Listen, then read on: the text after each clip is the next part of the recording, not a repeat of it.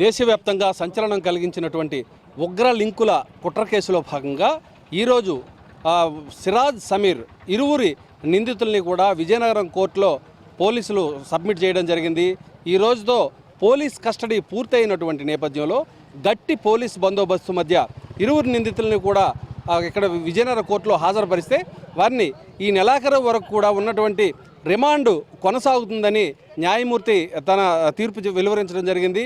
ఈ నేపథ్యంలో విజయనగరం నుండి విశాఖపట్నం సెంట్రల్ జైలుకి ఇద్దరు నిందితుల్ని కూడా గట్టి బందోబస్తు నడుమ తరలించడం జరిగింది. అయితే గత 6 రోజులుగా వీరిరువురి దగ్గరని విచారించినటువంటి ఎన్ఐఏ, కౌంటర్ ఇంటెలిజెన్స్, అదేవిధంగా anti terrorist squad, SB, Vizianagaram, Telangana, అదేవిధంగా బెంగళూరు, మహారాష్ట్ర, బాంబే, ఢిల్లీకి సంబంధించినటువంటి ఐబీ బృందాలన్నీ కూడా పూర్తి స్థాయిలో విచారించడం జరిగింది.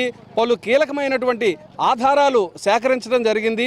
విజయనగరంతో పాటు హైదరాబాద్లోని, అదేవిధంగా బెంగళూరు, ఢిల్లీలో పేలుళ్లకు వీరు ఏ విధంగా కుట్రపన్నారు, సామాజిక మాధ్యమాల ద్వారా తమ తాలూకా నెట్వర్క్ని ఏ విధంగా పెంపొందించుకున్నారనేటటువంటిది, వారి దగ్గర ఉండేటటువంటి ఆధారాలను వీరిని ప్రశ్నించి వీరి దగ్గర నుంచి రాబెట్టేటటువంటి జవాబులను క్రోడీకరించుకొని ఒక నిర్ధారణకైతే రావడం జరిగింది.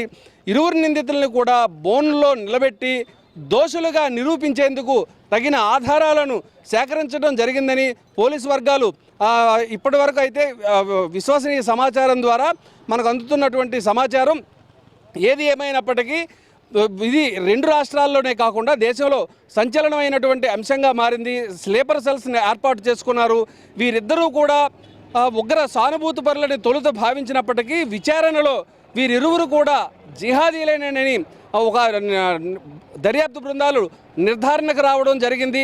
పెను ప్రమాదం అయితే విజయనగరం, హైదరాబాద్, అదేవిధంగా ముంబై, ఢిల్లీలో ఆ పెను ప్రమాదం తప్పిందని భావించే దర్యాప్తు బృందాలు.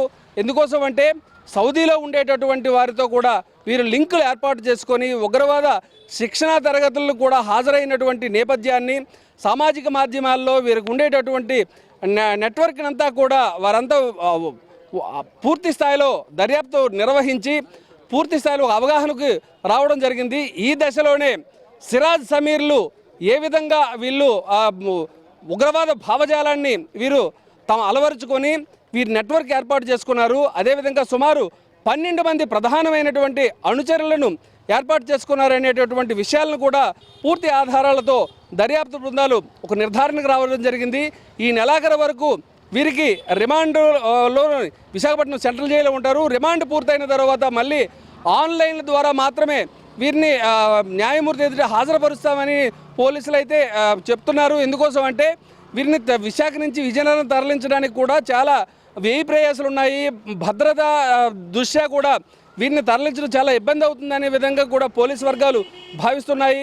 ఏది ఏమైనప్పటికీ కూడా ఇప్పుడు పోలీసు రిమాండ్లో ఇప్పుడు విశాఖపట్నం సెంట్రల్ జైలుకి ఇరువురు నిందితులను కూడా తరలించినటువంటి క్రమంలో ఈ నెలాఖరుకి రిమాండ్ పూర్తవుతుంది. మళ్ళీ న్యాయమూర్తి ఎదుట వీరు హాజరుపరచడానికి పోలీసు వర్గాలు అయితే సిద్ధంగా ఉన్నాయి. జిల్లా కోర్టు నుంచి వీడియో జర్నలిస్ట్ సుధీర్తో Srinivas, ABN news, Vizianagaram. Over to Hyderabad studios.